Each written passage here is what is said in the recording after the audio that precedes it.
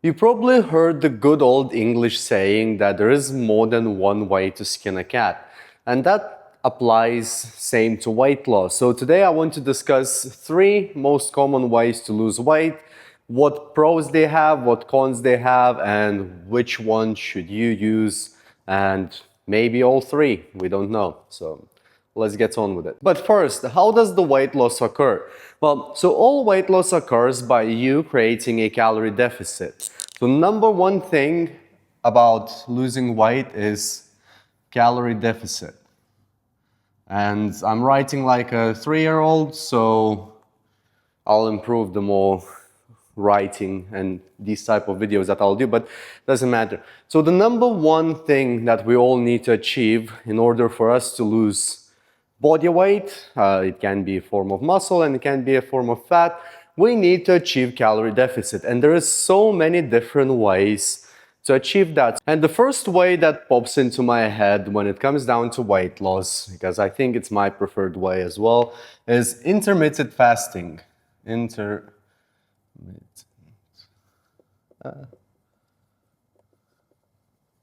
Now, I'll leave one for pros, cons.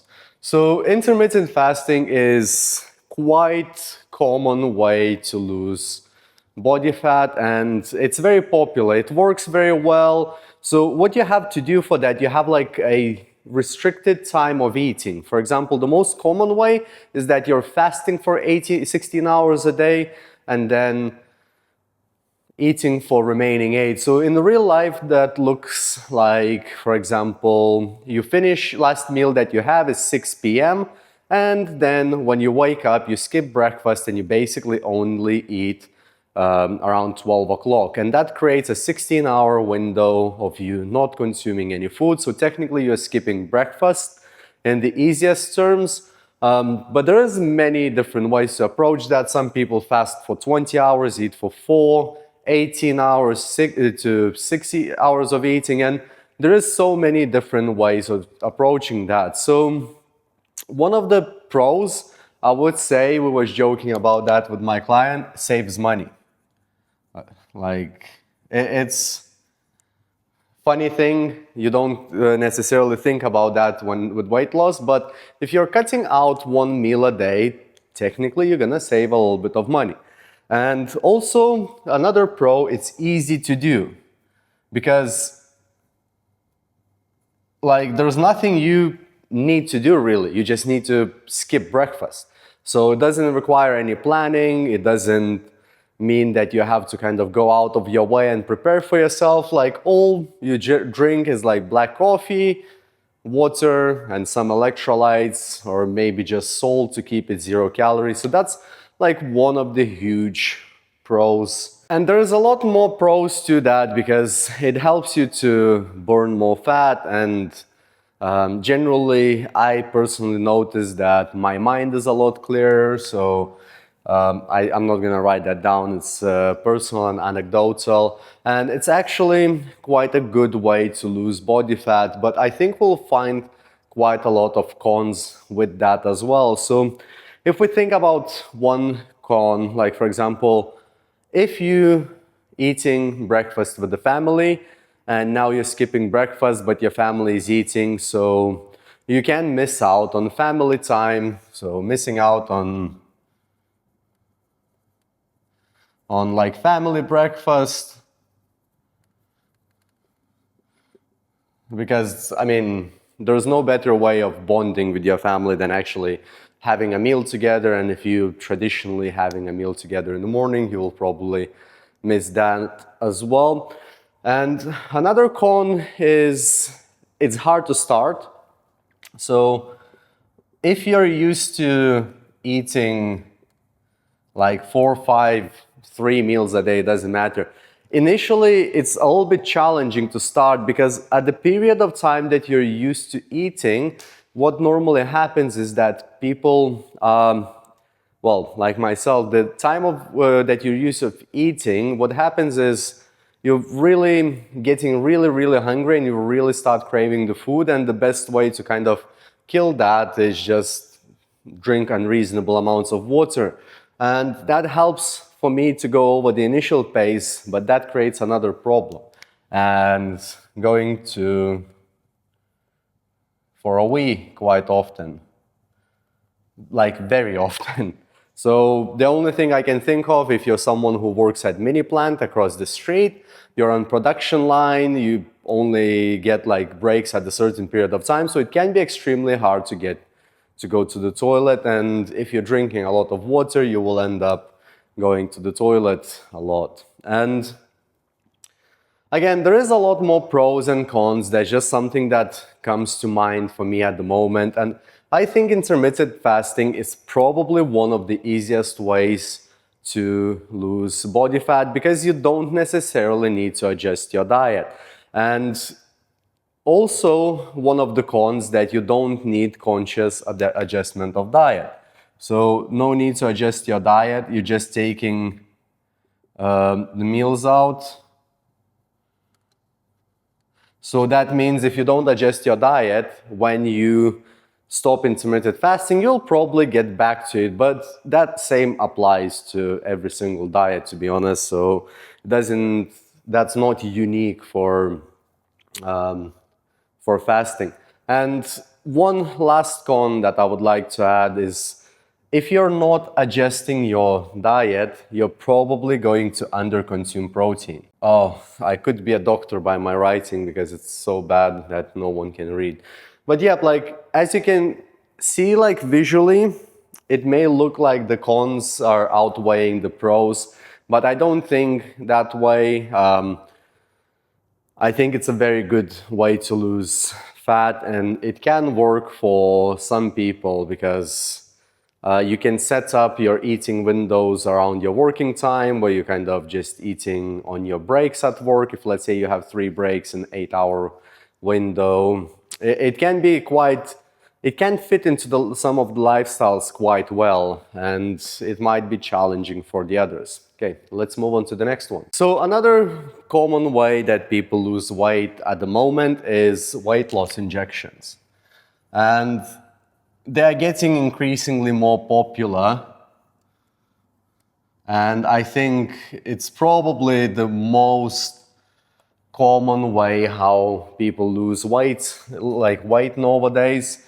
And we got pros and cons. So I can intuitively say that this will have way more cons than any of the other methods, but at the same time, I think for some people this is probably the best way to lose weight. So let me just explain what normally happens. So you got semaglutides and whatever that means, to be honest. I'm not going to pretend that I'm very smart.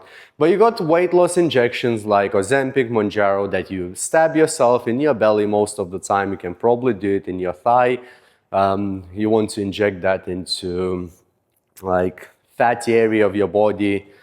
And what that does, that signals few pathways in your whole body. One is reducing cravings through your brain, and another one is to actually slow down how quickly your body digests and empties the food through your stomach and your gut. And that's depends on which weight loss medication you're going for. So one of the pros is really that's also very easy to do.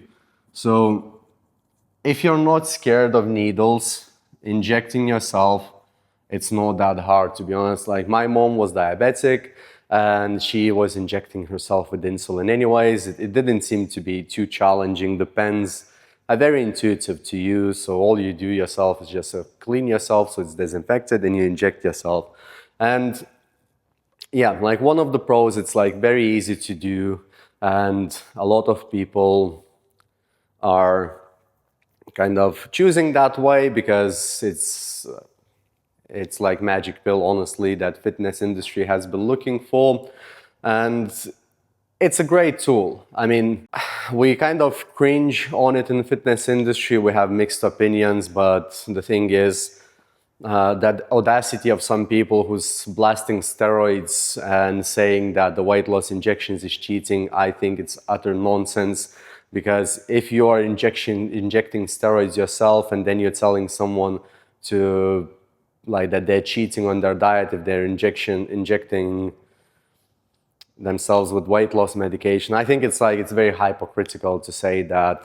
But anyways, everyone has their own opinions. My opinion that this is not cheating.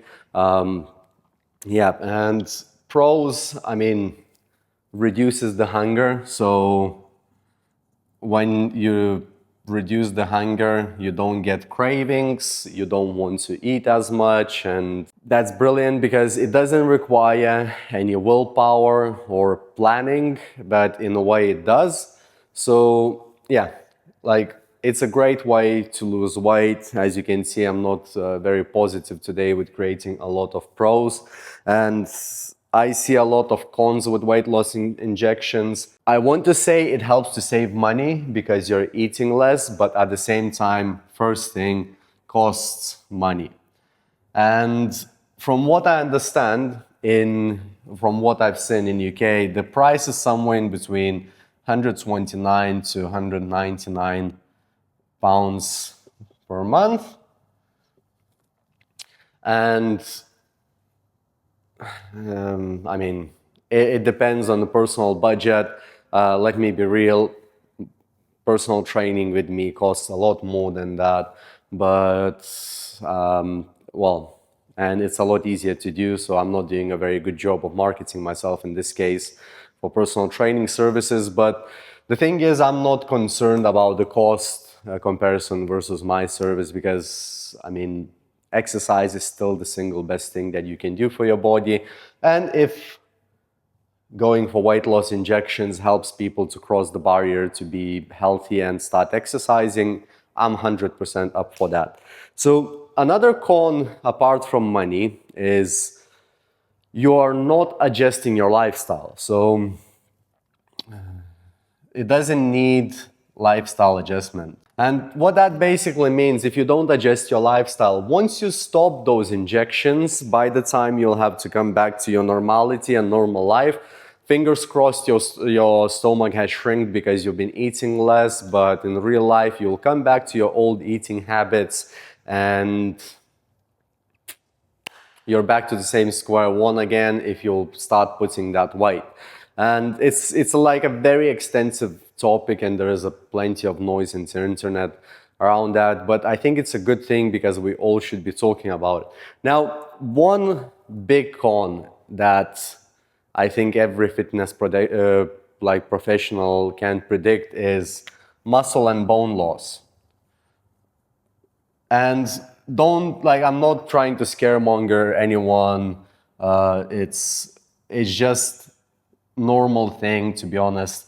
If you will be doing intermittent fasting very aggressively and you're not eating high protein diet and you're not exercising, you will have the same bone and muscle loss. It's just the way our body works because you need to provide your body with stimulus saying that it needs to keep a hold of that muscle. So stimulus comes from lifting weights, lifting your own body weight. You're just basically sending signals to your body through resistance training saying that we need that muscle mass and bone mass basically. And I think I need to share a bit of a story that my friend has shared. So I have a friend who has a personal training studio a little bit further away from me, and his wife is actually someone who can prescribe those injections, which is a good combo, eh?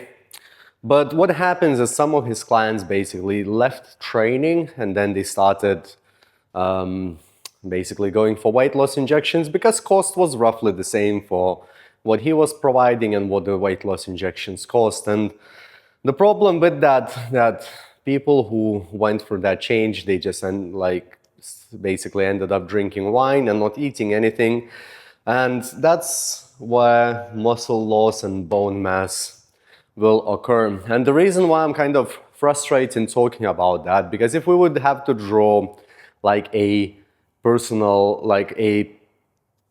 who's gonna go on those weight loss medications, it's probably a lady over 30 who gave birth, or a lady who's premenopausal, postmenopausal, and ladies who are going into pre, post menopause, whatever, the risk of osteoporosis is already high due to the menopause, so you don't want to increase that by losing bone and muscle mass.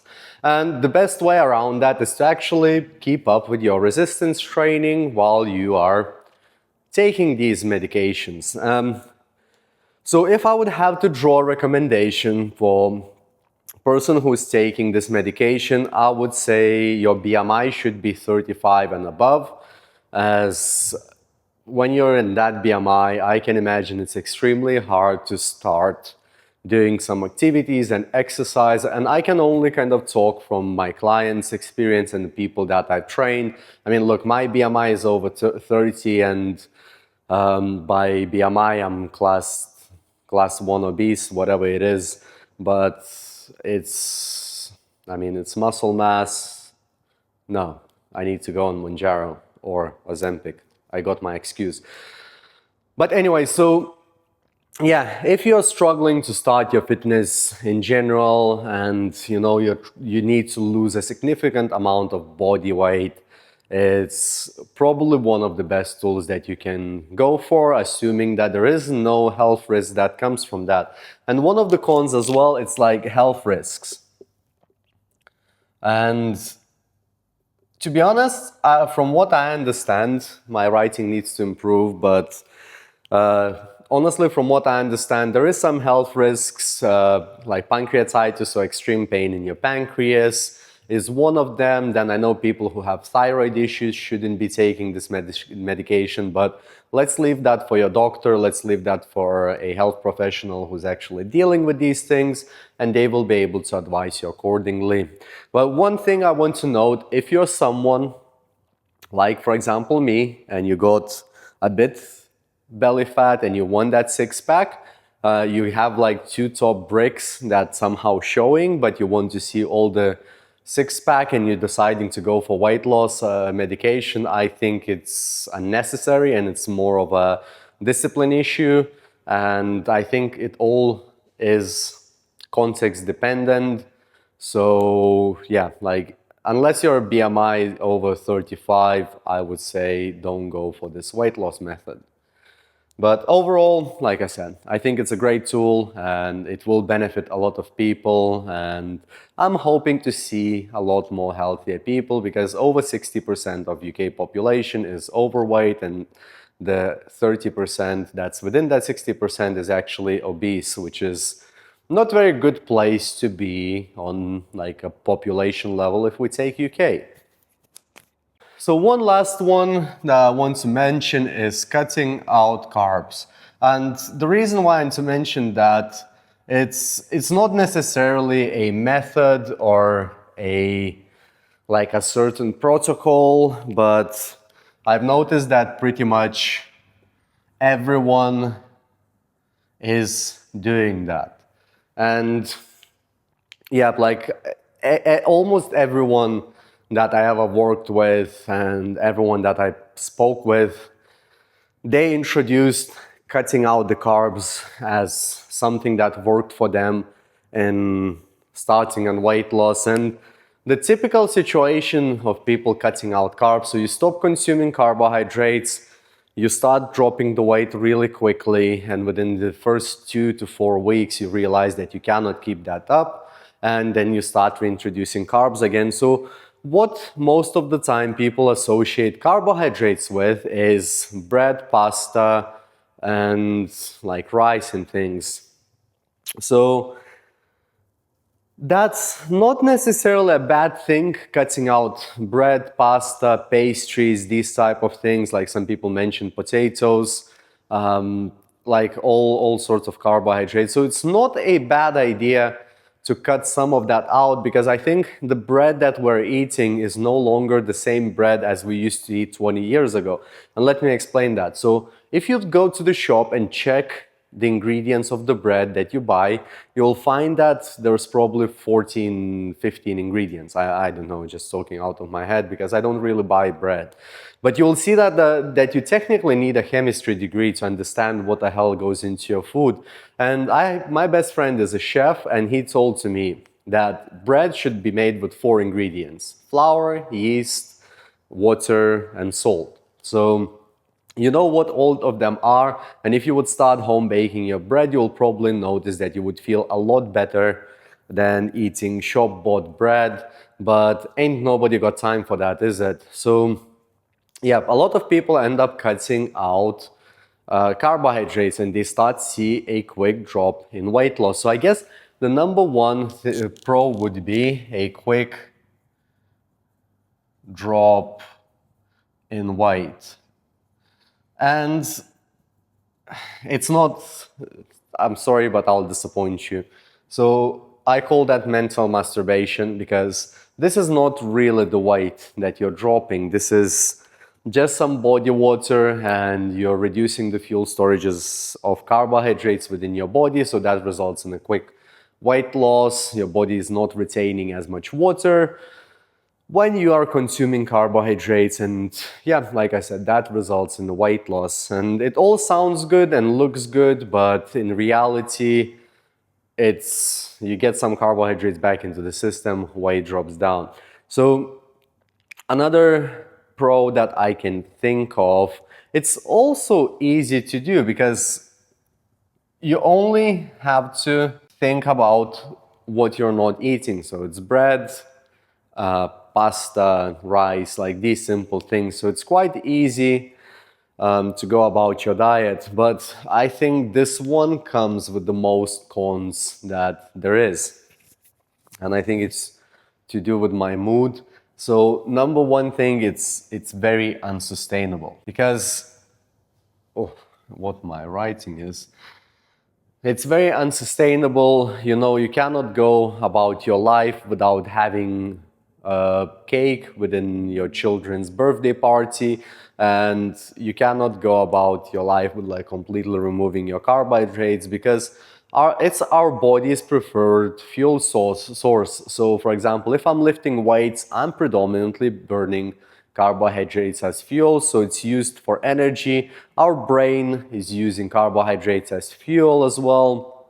And you may notice that by cutting out carbohydrates, you start getting a bit of brain fog initially, and it goes away. Like it's just an initial thing. Like it goes away after you completely cut them out. You actually, once you go past that brain fog, you will start seeing that your brain functions a little bit better. That's what I like about intermittent fasting.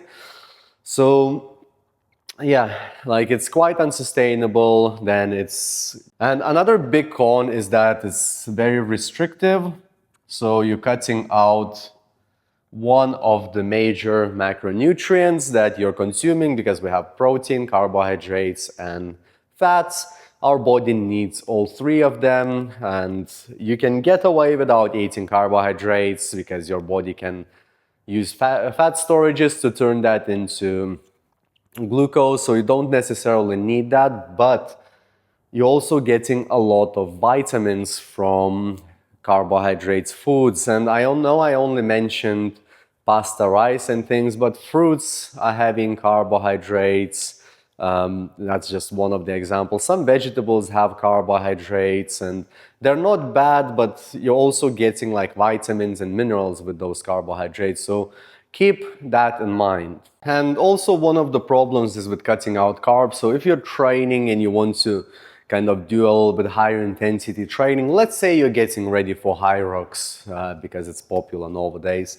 So you cannot train for something like high rocks on like a very low carbohydrate diet because you'll find yourself dizzy, weak, and low energy through training sessions. And that's purely because our body is preferring carbohydrates as a fuel source, and that's what is stored within your muscles to get ready and use that energy. And well, let's add feeling like poo through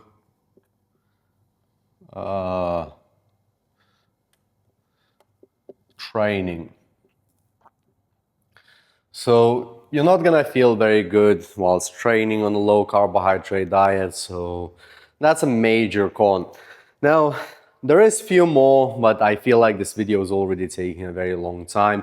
So all in all, what we have to consider that there is more than one way to skin a cat, and there's so many different ways of approaching your diet that I haven't even mentioned here, because like honestly, this is a topic that you can technically never stop talking about, but at some point, I think these are the most popular ways that I see people are trying to lose weight now and adjusting their diet.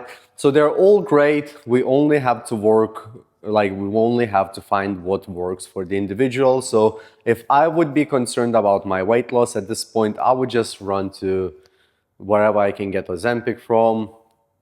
I'll need to cut that out. Now, jokes aside, my preferred way personally is intermittent fasting, because my schedule can be a bit of a headache. For example, I'm recording this video now quite early in the morning, and my next client will be in roughly half an hour. So I'm fitting this video in here, but I also don't have any food, so it's easier for me to not to eat until I'll get back home around 11, 12 o'clock. And that's how I achieve intermittent fasting. Now, I have personally never tried cutting out the carbs because I am into sports. I like mountain biking, badminton, weightlifting, all these interesting things. And if I cut out the carbs, I will feel like shit through the training, and that's not sacrifice that I am willing to take. So it all depends on you. You have to find what works for you. And if you have any questions or comments or something that I didn't mention, let me know down in the comments. And if you enjoyed this video, I'm sure you will enjoy this one somewhere here, because YouTube knows what you like. See you in the next one.